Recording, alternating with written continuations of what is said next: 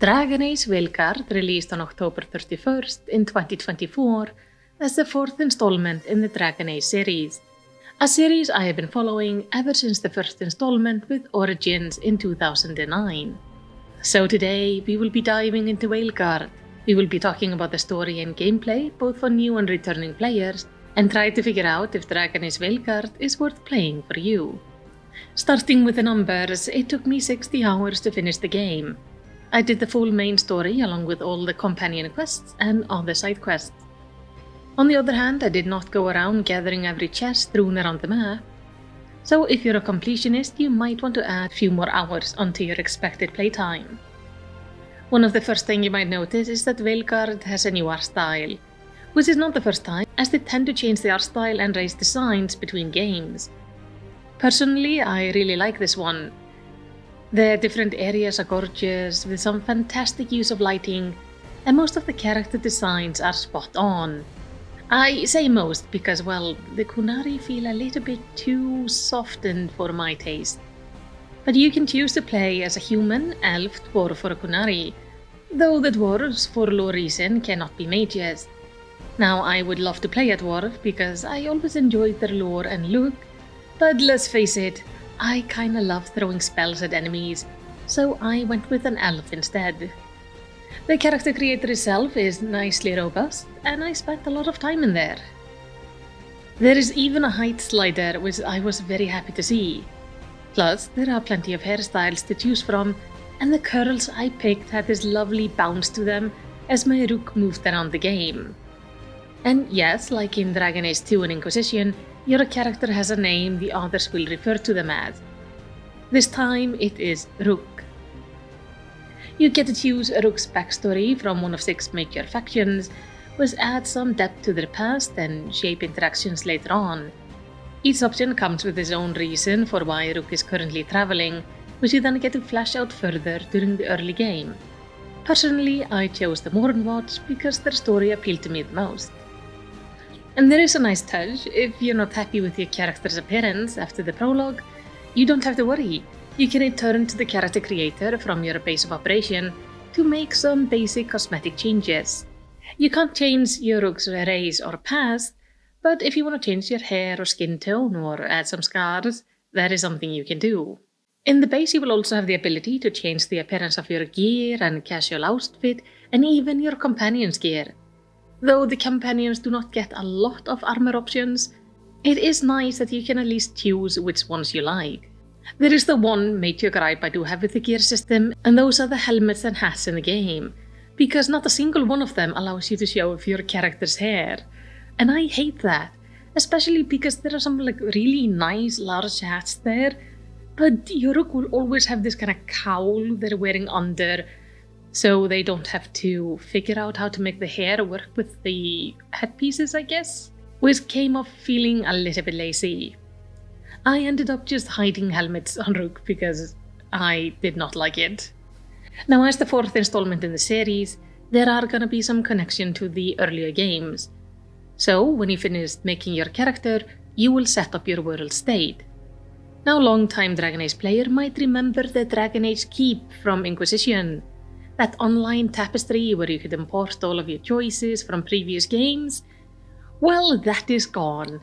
I don't know why they decided not to use it, but instead you will simply create the Inquisitor from Dragon Age and set up some choices from that game. But for the most part, there is no real acknowledgement of decisions from earlier games. I would have preferred to have the Keep still active, even though they would be porting over the same choices. I would just have preferred not to know. At least it would have given me the illusion that this was the world I have been building over the past decade and a half.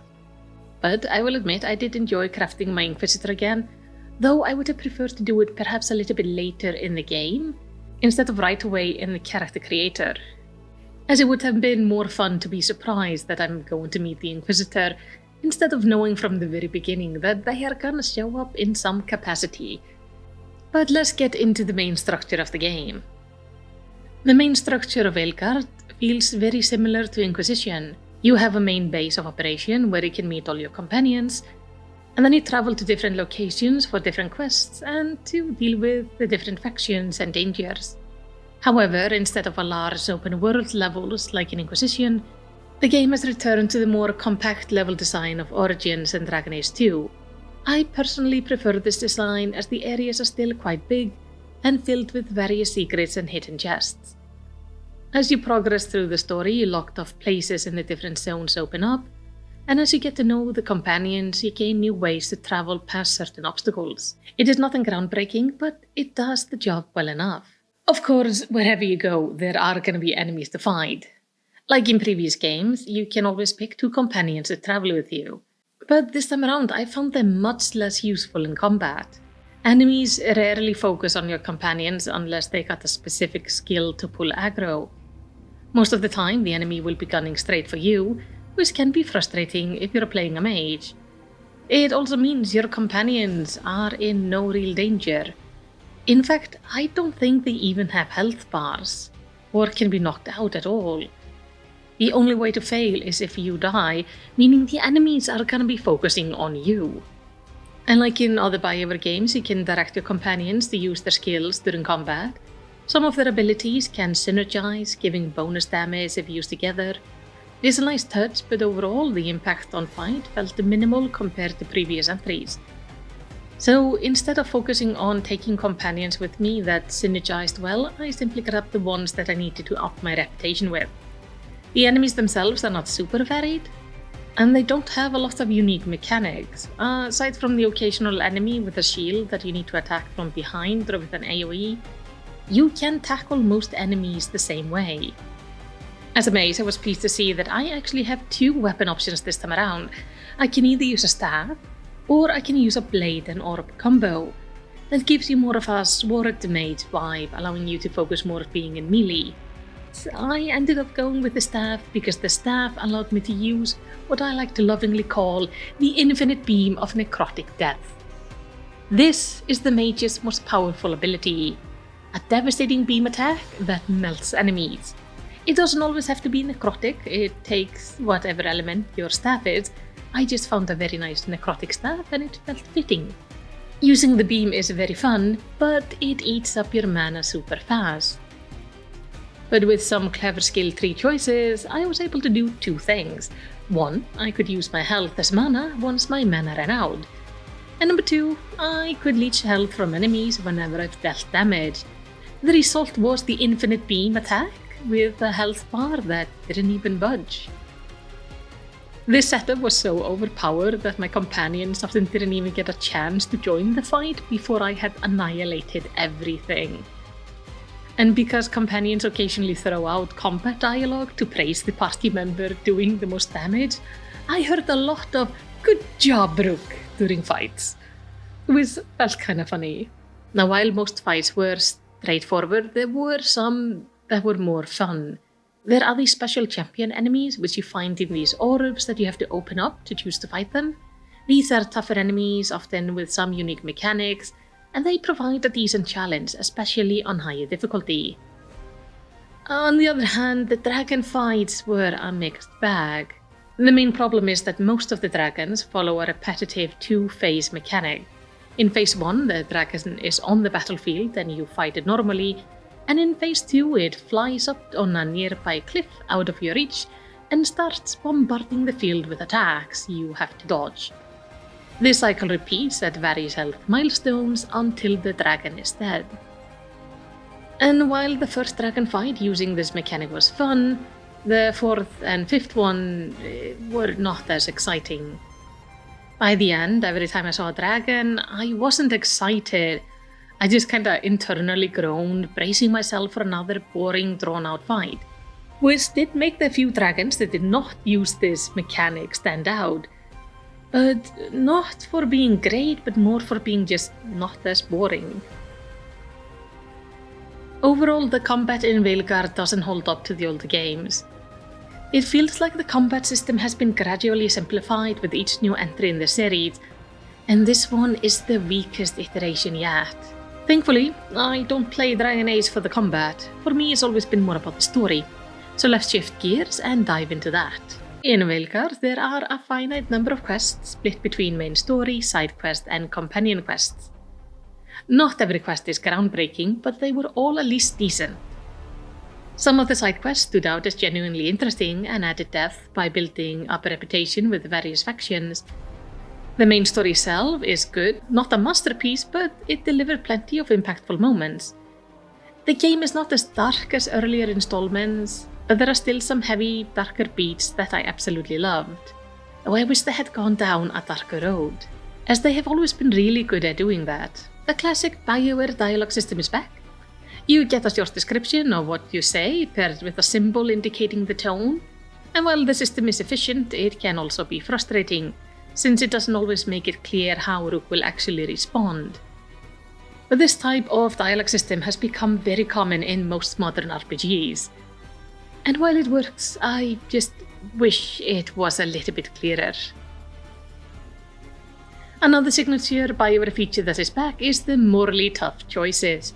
You know, those moments where you get stuck choosing between two terrible options, and you just have to pick the one you hate slightly less. These are a staple of BioWare games, and I find these always to be a rather mixed bag.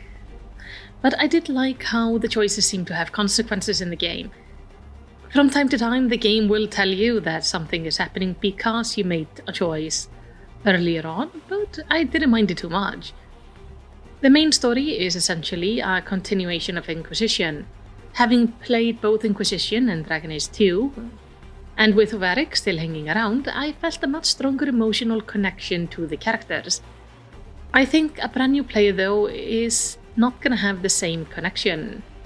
While I did enjoy the main story and had fun with the companion quest and was satisfied with my ending, I am not so sure someone new to the series would feel the same. For long-time fans, though, there is plenty of references, familiar characters, and interesting lore to uncover. Some of it even answered questions I've had since Origins, which was very satisfying. And some of these moments are scattered through the main story and companion quests, making the latter even more engaging. Speaking of companions, you'll get one from each of the possible Origin factions. If Rook is from the same faction as the companion, they will have additional dialogue and deeper interaction. Since I chose the Mourn Watch, a faction dedicated to caring for the dead, it was very fun getting to chat with my companion about necromancy and rituals related to that faction. Your character race also affects interaction. As an elf, I had several conversations tied to elven culture and history, which added a nice layer of immersion. And yes, the same applies to gender identity choices as well, if you choose to go with them. In the character creator, you can choose to have a non-binary character, though I chose to play a female Rook. Early in the game, I also got the option to define my gender identity further if I wanted to, but after that there was no mention of it for most of the game. The main interaction about gender were related to a non-binary companion story, and while that wasn't my favorite companion story, it was handled quite nicely and I ended up really liking that character. Each companion has their own unique story and none of them felt poorly written. That said, some companions had more intriguing lore or weightier decisions tied to their quests, though of course some companions were more interesting than others. And I think a lot of that may vary depending on your personal interest, life experience, or who you choose to romance. And yes, you can romance every companion in Veilguard.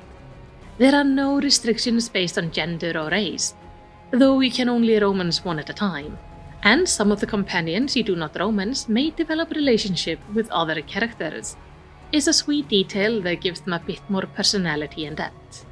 Looking back at the game, I am glad I played Veilguard. The world lore is fascinating, and the companions were enjoyable to spend time with.